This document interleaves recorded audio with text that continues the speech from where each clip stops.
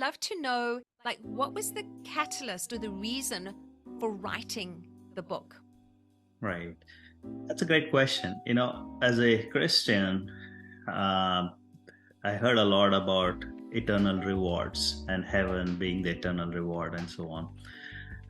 But then what next? Do we have bodies in heaven? Do we eat in heaven? Do we play cricket in heaven? Right? I mean, what is it like? What is this eternal reward? And so most people struggle to articulate that. And I didn't know myself either. So I went on a journey to understand what is heaven like. And I specifically wanted to understand, as a Christian, what does it mean by Christ, the second coming of Christ, that Christ Yes. actually coming back, right? Yeah. And so somewhere in my blood is some project management blood. So I wanted to understand timelines, what happens first, what happens second, what happens third, just to piece it together in my head. Okay, I understand how this works. I mean, the curse of being an engineer is you got to understand everything. Yes. Right? But I can't help it. That's how I'm made. So, Yes. I'll go and figure it out. And as I did that, I had to do it multiple times and finally ended up taking some notes saying, I never again want to go ask the same question because let me write it out so it's clear to me.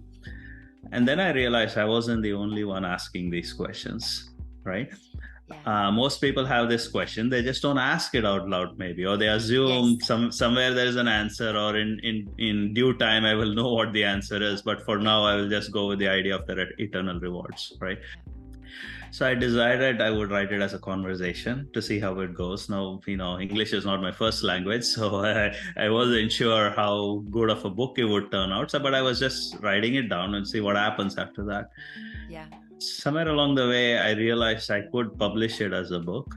There was a process, and I understood how to do that, and then said, okay, I'm going to write a book. Wouldn't it be cool to write a book and see, if I can make it something fun for people to read, but based on what I hope is biblical truth. It's not my idea, but it's based on biblical truth. It's just colored with a fictional story around it.